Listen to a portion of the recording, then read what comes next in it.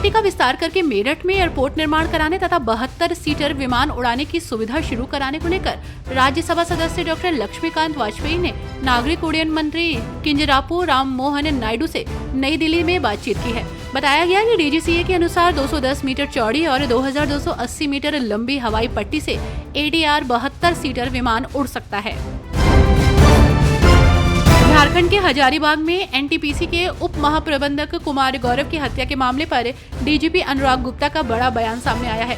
उन्होंने कहा कि कुमार गौरव गलत पहचान की वजह से अपराधियों का शिकार हो गए होंगे। मामले की जांच की समीक्षा के लिए जिले के वरिष्ठ पुलिस अधिकारियों के साथ बैठक की अध्यक्षता करने के बाद उन्होंने कहा कि जांचकर्ताओं ने अनुराग कुमार के फोन के कॉल डिटेल्स की पुष्टि की है और पाया है कि उन्हें कहीं से भी कोई धमकी भरा कॉल नहीं आया था।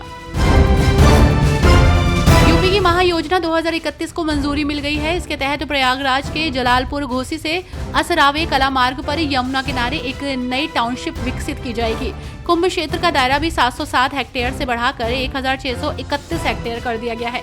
महायोजना में कई अहम बदलाव किए गए हैं, जिससे शहर के विकास को गति मिलेगी और अवैध निर्माणों पर अंकुश लगेगा। भागलपुर में बाईपास मुंगेर मिर्जा चौकी 4 लेन और NH 80 पर चलने वाले वाहन चालकों को सितंबर से टोल टैक्स देना होगा। कल्याणपुर और कहलगांव में बन रहे टोल प्लाजा में शौचालय, एम्बुलेंस, मेडिकल और फुट ओवर ब्रिज जैसी सुविधाएं होंगी। स्टेट हाईवे पर भी टोल वसूलने की तैयारी चल रही है। आपको बता दें कि स्टेट हाईवे को 4 लेन करने की योजना पर काम चल रहा है।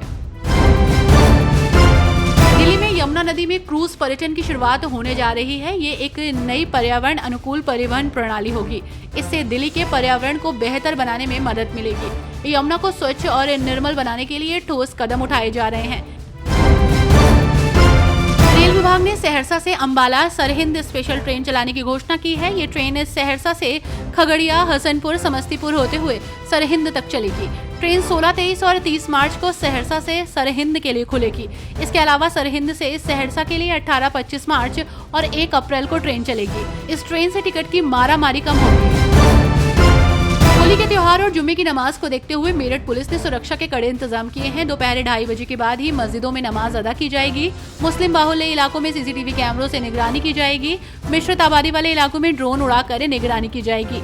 होलिका दहन और होली के पर्व पर PSC और RAF को भी शहर में तैनात किया गया है। हिमाचल प्रदेश के शिक्षा विभाग ने शिमला, चंबा और सिरमौर जिलों में स्कूलों की छुट्टियों का शेड्यूल बदल दिया है। अब इन जिलों में गर्मियों की बजाय सर्दियों में छुट्टी होगी। विभाग ने हितधारकों से सुझाव मांगने के बाद ये फैसला लिया है।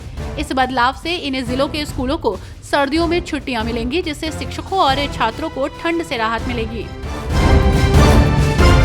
जम्मू कश्मीर में केंद्र सरकार ने मीरवाइज उमर फारूक की अवामी एक्शन कमेटी और जम्मू कश्मीर इत्तेहादुल मुस्लिमीन पर प्रतिबंध 5 साल बढ़ा दिया है। इन संगठनों पर आतंकियों का समर्थन करने और राष्ट्र विरोधी गतिविधियों में शामिल होने का आरोप है।